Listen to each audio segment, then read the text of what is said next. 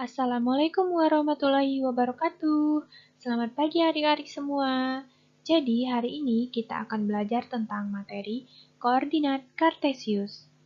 Untuk lebih memahami koordinat Kartesius ini, tonton videonya sampai habis ya. Selamat menonton. Jadi, tujuan pembelajaran kita kali ini yaitu peserta didik diharapkan mampu menggunakan bidang koordinat Kartesius untuk menentukan posisi titik terhadap sumbu X dan juga sumbu Y. Kemudian, peserta didik diharapkan mampu menggunakan bidang koordinat Kartesius untuk menentukan posisi titik terhadap titik asal yaitu 0,0 dan titik tertentu yaitu A, B. Koordinat Kartesius pertama kali ditemukan oleh René Descartes pada tahun 1596 sampai dengan 1650 Masehi, yang mana koordinat Kartesius ini digunakan untuk menentukan objek titik-titik pada suatu bidang koordinat. Penulisannya sendiri biasanya ditandai dengan kurung kurawal dan dipisahkan dengan koma. Sebagai contoh, titik A yang terletak pada X, Y, yang mana titik X yaitu absis dan Y yaitu titik ordinat.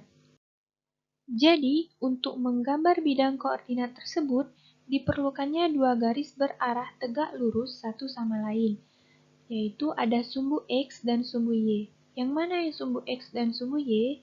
Perhatikan gambar berikut ya. Jadi, pertama-tama kita akan menggambar terlebih dahulu, yaitu garis bilangan. Ada dua garis bilangan. Yang pertama ada garis bilangan horizontal atau yang lurus ke samping, itu yang dinamakan sumbu X. Sedangkan untuk garis bilangan yang tegak lurus atau dari atas ke bawah, itu dinamakan dengan sumbu Y. Selanjutnya, kita akan menggambar titik koordinat.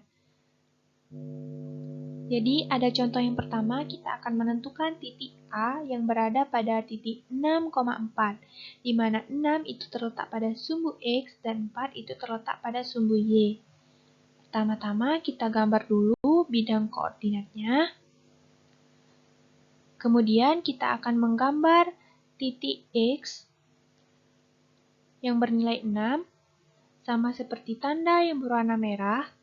Kemudian, untuk titik Y-nya yang bernilai 4, sama seperti tanda yang berwarna merah.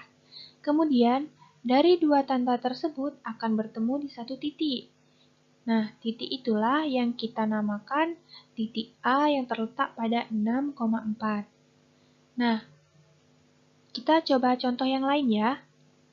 Ada contoh yang kedua, kita akan menentukan titik B yang terletak pada min 3,5. Jadi sama seperti tadi, untuk min 3 itu terletak pada sumbu X dan titik 5 itu terletak pada sumbu Y. Untuk titik min 3-nya sama seperti tanda yang berwarna merah. Kemudian untuk titik yang kelimanya sama seperti tanda yang berwarna merah. Nah, dari dua tanda tersebut itu akan bertemu di satu titik. Jadi titik itulah yang bernama titik B yang terletak pada min 3,5. Selanjutnya, sumbu X dan sumbu Y membagi bidang koordinat Kartesius menjadi 4 kuadran, yaitu kuadran 1 yang terletak antara sumbu X dan sumbu Y yang bernilai positif. Sedangkan kuadran 2 yang terletak pada sumbu X yang bernilai negatif dan sumbu Y-nya yang bernilai positif. Kemudian kuadran yang ketiga yang terletak pada sumbu X yang bernilai negatif dan sumbu Y-nya yang bernilai negatif. Sedangkan untuk kuadran yang keempat itu terletak pada sumbu X yang bernilai positif dan sumbu Y-nya yang bernilai negatif. Seperti gambar yang tertera ya. Sehingga untuk titik Q yaitu pada 2,3 itu terletak pada kuadran 1.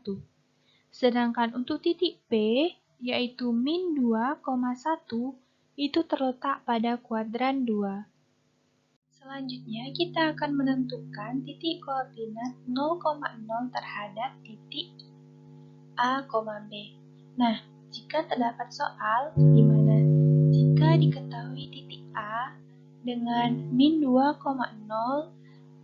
maka tentukan koordinat titik A tersebut terhadap titik B dengan 3,4. Jadi, secara umum, sebuah titik A dengan A, B yang titik acuannya dipindah ke P, Q, sehingga tinggal kita kurangkan saja bahwa A dikurang P dan B dikurangkan dengan Q, sehingga untuk titik A yang bernilai min 2,5 dan titik B bernilai 3,4 akan kita kurangkan saja min 2 dikurang dengan 3 dan 5 kita kurangkan dengan 4, sehingga didapat titik A yaitu min 2 dikurang 3 yaitu min 5 dan 5 dikurang 4 yaitu 1, sehingga titik A terletak pada min 5,1. Oke, sampai di sini dulu ya semuanya. Sampai bertemu pada pertemuan selanjutnya. Terima kasih. Assalamualaikum warahmatullahi wabarakatuh.